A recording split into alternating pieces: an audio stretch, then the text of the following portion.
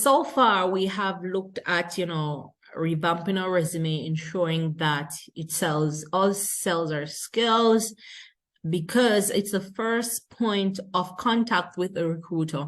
You want to ensure that it's good. You also want to narrow your search, right? And be specific in your search so that it saves you time, since you have to apply to a lot of jobs in order to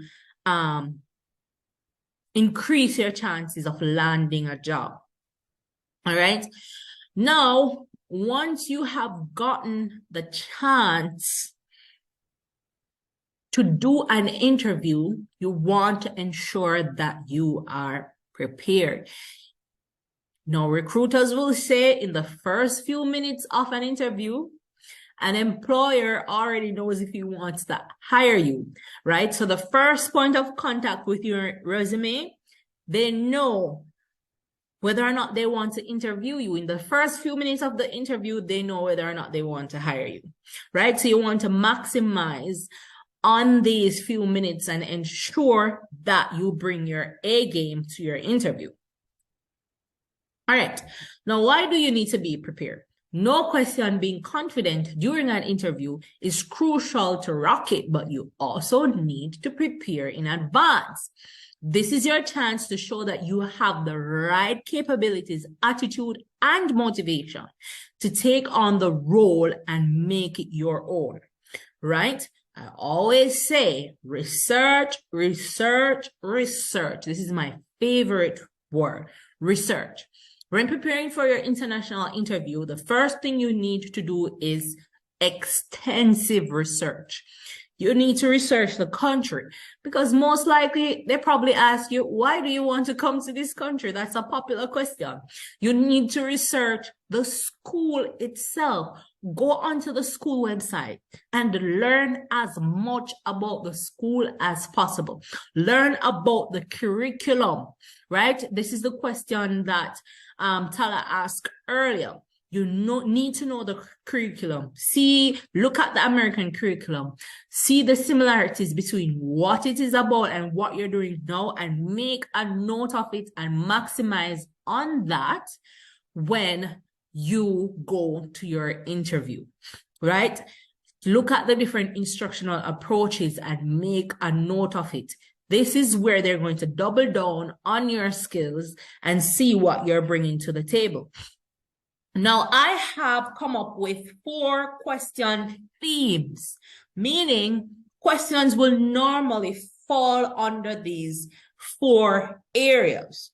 At the end of the day, you might never be 100% sure what you will be asked in an interview, but you have to prepare for anything. Now, they might ask you personal questions. They want to know, and as I said, this is common for the Middle East. While it might not be common in some countries, it might be common for the Middle East. They might ask you questions such as, are you single? Are you married? They want to know if you have a family, right? Because schools are sponsoring your visa. So they want to know if you're planning on taking your family so that they can let you know whether or not they will be accommodate a visa for you and your family, right? Or is it that they're looking for someone that's single? So they might ask you these questions. They might ask you some personal questions, right? They're coming to a Muslim country. They might ask you some things about religion. They want to know if you feel comfortable working and living in a Muslim country, right? So they might ask you some personal questions, but don't take it personal, right? Now, they are also going to ask you about your qualification and skills because they want to see if what you're going to say is in alignment with what's on your resume. Ensure that you know what's on your resume. And trust me, I've seen it before where people have things on their resume that they have no clue about. So they want to know if your resume aligns with what you're going to say in the interview. They're going to ask you questions about your classroom practices and your instructional practices. So for example, do you use technology when you are doing your lessons? They might ask you subject-specific questions. So you know all the necessary jargons in math. For example, if you're a math teacher, you should have an idea of, the different topics that is related to the different question areas and stuff like that. You will know based on it's your area of expertise. They want to know if you can really do this job. So if you're a math teacher, ensure that you are on top of your game because they might ask you questions about your instructional practices. So what approaches would you use to teach math? If you are going to be teaching if it's an interview for the elementary level, you want to ensure that your responses are specific to that level. If it's high school, middle school, you want to ensure that your responses are specific to that level, right? So based on your subject area, you should know the different things that they're going to be looking for, because most likely in these interviews they will have someone from the math department. If it's a science job, they will have someone from the science department in the interview, on the interview panel. So you want to ensure that you are prepared to answer questions specific to your subject area. Right. So, for example, when I'm doing interviews for computer science job, they want to know if I've ever taught programming, if I've ever taught programming, what programming languages did I teach, and so on. What software have I ever used with students? So you have to be prepared to answer questions specific to your subject area. That part is all up to you guys. I cannot help you with that part. All right, I only know about computer science. I know nothing about math and anything else, right? So they will also ask you scenario-based question. So for example, they will ask you, a parent comes to you upset about their child's grade. How would you handle that situation? How do you handle a upset parent who is being rude to you? How would you handle that? How would you handle students that are disruptive? How would you handle students that are lazy and don't want to do any work?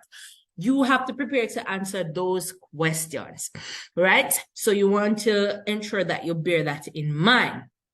Now, these are popular instructional topics for international jobs. And I made a note of this based on multiple interviews that I've done. They want to hear about technology integration. Because in most international classroom, there is a lot of technology. You will walk into a classroom, there's a smart board, there are iPads, there are laptops. So they want to know that you are open and willing or have used technology before. They might ask you, how would you integrate technology in your math lesson, in your English lesson, in your science lesson, right? So you have to be prepared to answer these questions. Differentiation is also a big thing on the international job market. They want to know, they might ask you how you would differentiate a lesson, right? So for example, you are teaching a specific topic. How would you appeal to different learning styles or whatever it might be? How would you present that lesson in a certain way to ensure that all your students, your mixed ability students would grasp the concept? Classroom management, right? They might ask you about your classroom management skills.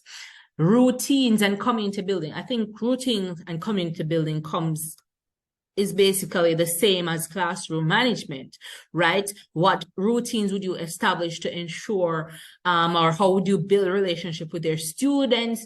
What classroom management techniques do you have, right? Please, if they ask you about classroom management, do not say rules. They hate that word on the international job scene. Don't say, I'm going to set rules in the classroom. They don't like that. Use a different word, such as expectations. You have clear expectations for your students, so they know how to behave when they're in the classroom. They hate the word rules. Assessment is also important. Also a popular topic. They're going to ask you about assessment. Depending on the curriculum, that's why it's important to research the curriculum, because, you know, there might be certain things that are specific to the curriculum that they might be looking for, right? So ensure that you do your research and you are on top of your game for your interview, right? Most international interviews are, of course, online, right? So you want to ensure that you're always prepared for your online interview. Always double check. This is my number one tip. Always double check the time, because sometimes even the recruiters might get the timing wrong. So you are in Japan and you have an interview on Kuwait time, right? Ensure that you check the time. If the interview said, all right, 2 p.m. Kuwait time, ensure you check the time in Japan time, because you don't want to miss your interview. And I've seen it where the recruiter said, all right, your interview will be 2 p.m. Kuwait time and 7 p.m. Jamaican time. 2 p.m. in Kuwait is not 2 p.m. in Jamaica. So you have to do the check, because sometimes they will also get the time wrong, right? So always double check the time. Ensure that you have good internet connection.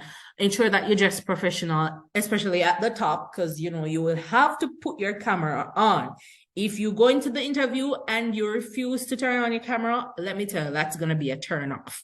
So you need to be prepared to turn on your camera, right? Find a quiet spot. Some of these things you already know. If you know that your surrounding is a bit noisy, you can use earphones.